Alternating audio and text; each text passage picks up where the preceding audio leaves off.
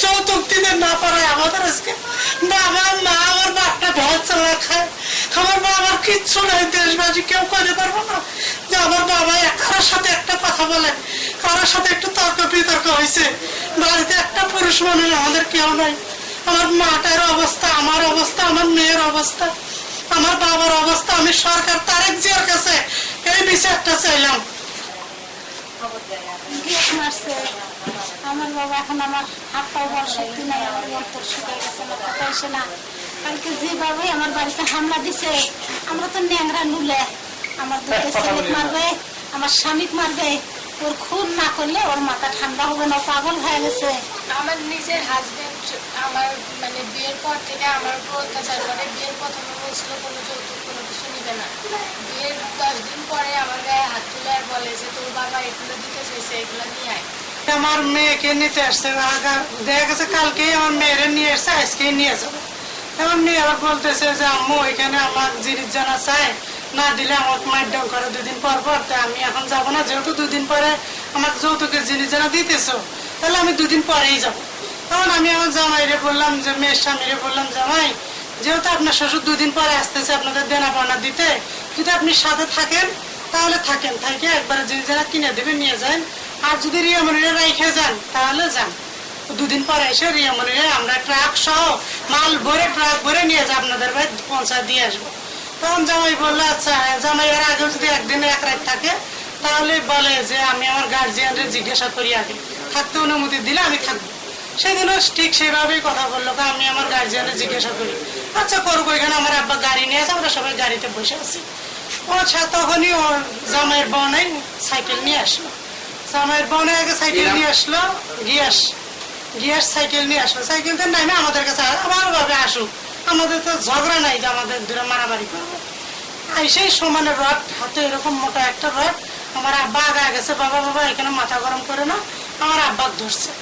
আমার আব্বাক যখন ধরছে আমি আগে গেছি, আমার আব্বাক বাদ দিয়ে এসে আমাকে ধরছে।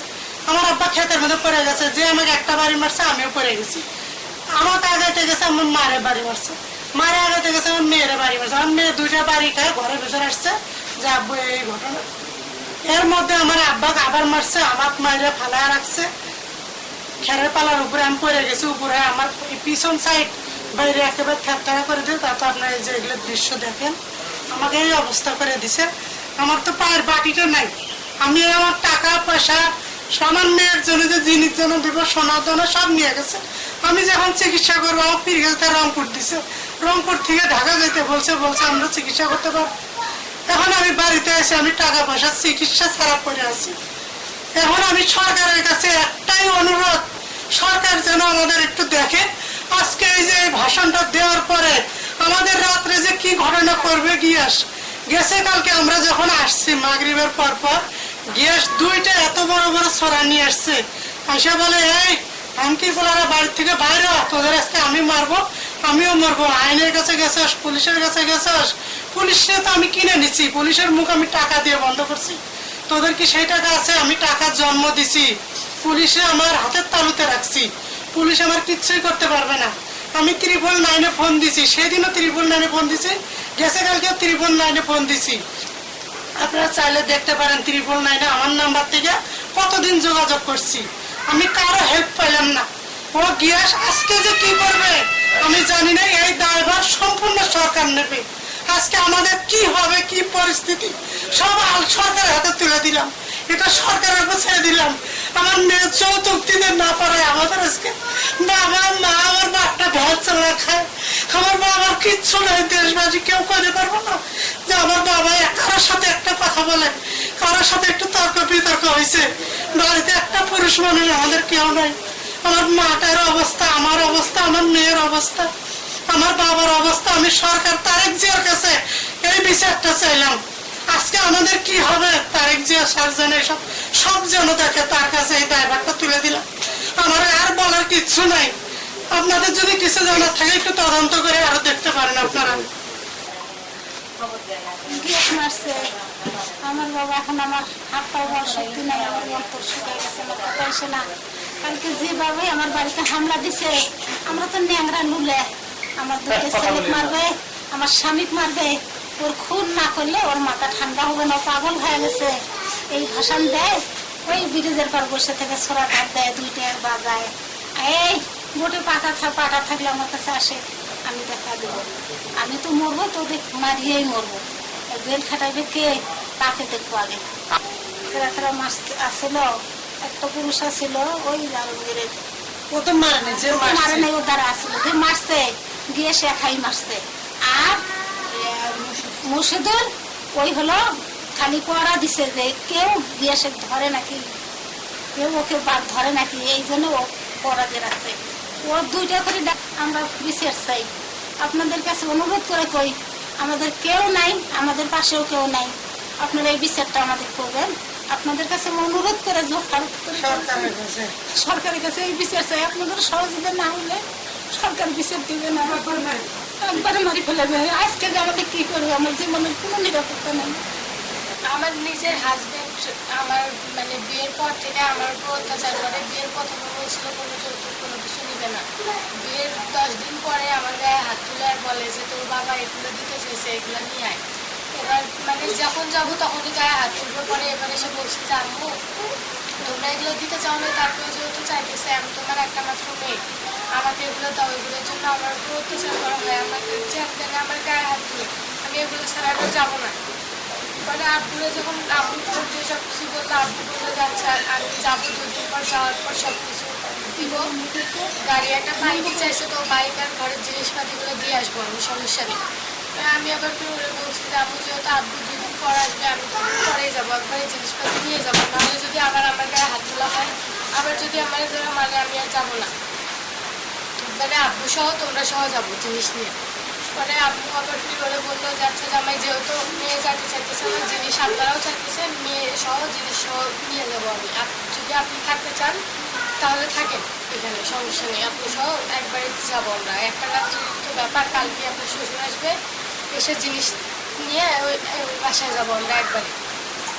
এই কথা বললো। পরে ও বলতেছে যে আচ্ছা আমি আমার গার্জিয়ানের কাছ থেকে আগে মতামতটা জানি, তারপর আমি আপনাকে আমার ডিসিশন জানাইতেছি। পরে ওরা বাইরে বসেছিল, ফোন দিয়ে গিয়ে এসে ডাক দিছে। আমরা তখন বাইরেই বসা, আমার নানু ভ্যান চালায়, ভ্যানের উপর আমরা সবাই মিলে বসে আছি।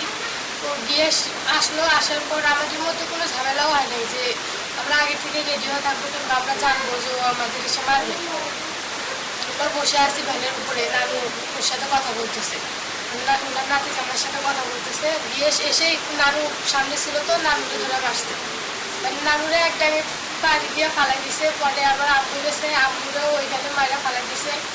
নানি গেছে, নানিরেও ধরা মারছে। আমি যখন গেছি আমার পিছন সাইডে হাত এইভাবে ধরা বলতেছে যে এর আগে মার, এই শালির জন্য এত কিছু হইতেছে, এর আগে মার। আমার পরে হাত ধরা মার খাওয়াই। কে মারলো এটা? তোমার হাত ধরলো কে?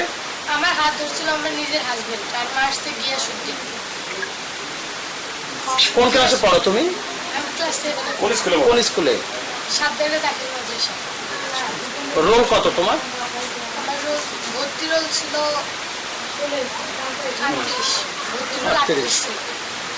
তুমি কি এখন কি ক্লাস করো, মাদ্রাসায় যাও এখন? ওরা আর চাইতে দেয় না, ওরা বিয়ের পর থেকে গ্যাঞ্জাম করে। ওরা প্রথমে বলছিল যে আমি এখানে থাকবো, এখানে থেকে লেখাপড়া করবো, পরে বিয়ের পরে থেকে ওরা ওইখানে রাখছে, এখানে আসতেও দেয় না। যদি আসতে চাই তাহলে বলবো তোরে একবারে ছাড়ে দিব, আমি ওই নিয়ে সংসার করে খাবো না, তুই একবারে চলে যা, এগুলো বলে। এখানে আসতে দেয় না, আসলে কেন এই যে এখানে এভাবে ট্রাভেল করে চিল্লাচিল্লি হয়, এই কারণে আমিও বেশি একটা আসতাম না এখানে, এই কারণে মাদ্রাসা যাওয়া হয়।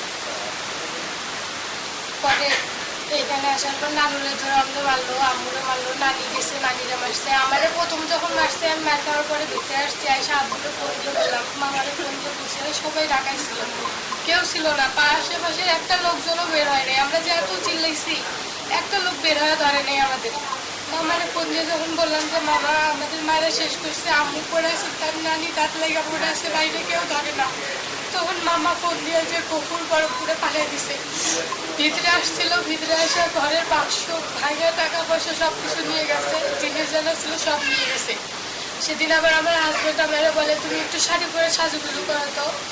আমি আবার ফির গহনাগুলো পরে দেখাইছি, যেগুলো এগুলো জিনিস আছে, এগুলো জিনিস দিছে। ওর সামনেই রাখছি বাক্সর ভিতরে, বাক্স দেখছে, কই কই রাখছি, ওর সাথে ছিল। দেখা করে গ্যাস সহ ভিতরে ঢুকে সবগুলো জিনিস বের করে নিয়ে গেছে। কয়জন আসছিল ওরা? ওরা আসছিল মোট 4 জন। কে কে? গিয়াসউদ্দিন, মশিদুল, আমার ননদ যে আরজিনা আর বাবলু আমার ভাসুর, ও আসছিল। তোমার স্বামী কি করে? ভাঙ্গারির ব্যবসা করে। কোথায় কোথায় করে ভাঙারির ব্যবসা? গ্রামে গ্রামে করে, যখন যেখানে পায় সেখানে যায়, গ্রামে গ্রামে যায়। ভ্যানে করিয়ে? হ্যাঁ, ভ্যানে করে যায়, ভ্যানে করে যায়, ভাঙ্গারির ব্যবসা করে। তার কোনো ছবি টবি আছে তোমাদের কাছে? আমার ফোনে ছবি আছে, আমার যে গহনাগুলো নিছে সেগুলোরও আমার ছবি তোলা আছে। ছবিগুলো দাও। ঠিক আছে, এখন কি চাও তুমি? আমি সরকারের কাছে ন্যায্য বিচার চাই। আমরা দেশের নাগরিক হয়েও যদি বিচার না পাই, আমরা সঠিক বিচারটা চাই। যে কালকে রাত্রে দেখছে, আমাদের আসতে দেখছে, অটোতে করে আমরা আসতে দেখছে, বড় বড় চাকু নিয়ে আসতে আমাদের মারবে। মামা আর খালামুর গেটের সামনে বসা ছিল, ওদের অল্পের জন্য কোপটা লাগেনি। যা গেটের সামনে যা বসে আছে, ব্রিজের ওইখানে বসেছিল, ওই বাড়িতে যেন কেউ না যায়, ওই বাড়ির গেটের সামনেও যা বসেছিল। মামারা যদি যাইতো মামাদের ওইখানেই মারে ফেলতো। আমাকে একজন ফোন দিয়ে বললো যে গৌর ভাই আপনি এখনো এখানে আছেন কেন? ওই ওদের বাড়িতে দাদা এখন লাশ পড়ে আছে। কী ব্যাপার লাশ পড়ে আছে? আসি দেখি 4 জন চারদিকে পড়ে আছে। কে কে? গিয়েসের জামাই, গিয়েসের বউ, গিয়েসের আরেক বড় ভাই, এই 4 জন মারি দিয়া ভ্যানে করে চলে যাচ্ছে, প্রবের দিকে চলে যাচ্ছে। আবার কিছুক্ষণের মধ্যে আমি এখানে থাকতেই আবার গিয়াস বাজার থেকে পশ্চিমে যাচ্ছে। তা এখানে আর যে 2, 4 জন 5 জন লোক ছিল, তারা বললো রে এত বড় একটা কাম করিয়া গিয়েটা আমার এখন হাঁটে যাচ্ছে, একটু জায়গাটা শোনো তো ব্যাপারটা একটু। আমি যাই আর অটো চলে যা রাস্তা গেলাম, যাই সামনে পড়ছি, গিয়ে দাঁড়াও, তুই এইভাবে নিরীহ লোককে এইভাবে অন্যায় করাটা মানেটা কি? কয় তুই কোটটা দেওয়া নি, কয় আমার সেবাই। আমি তো কই গেলাম, আমি সঠিক বিচার চাই। ন্যায় অন্যায় মানুষের নিরীহ লোককে এইভাবে নির্যাতন করার আমি সঠিক বিচার চাই। আমার নাম আব্দুল করিম। আমার এই একটা রাঙিয়ে ওইখানে একটা দাও। মাগরিবের পরে আমরা যখন বাসায় ছিলাম, এই সময় শুনি যে এখানে মারামারি হয়েছে। পরে আসলাম, আসি দেখি যে 4 জন 4 জায়গায় পড়িয়েছে, সেই রক্তাক্ত অবস্থায়। তারপরে শুনতে পাইলাম যে তাদের মানে আত্মীয় হয়, গিয়াস নামের লোকটা এরকম করে মারধর করে রাখি দিচ্ছে। এই যে গিয়াসের বউ আর হইলো ওনার মানে রুবেল ভাইয়ের জামাই, এই 3 জনের কথা শুনছি। এনারাই আসছিল, আসার পরে এইরকম করে মারধর করছে। তারপর ঘরের মধ্যে তালা টালা ভাঙিয়ে যা জিনিসপত্র ছিল, স্বর্ণ টর্ণ টাকা পয়সা এগুলো সহই ওরা নিয়ে গেছে। এলাকাবাসী হিসেবে এটা বিচার হওয়ার দরকার, অত্যন্ত দরকার।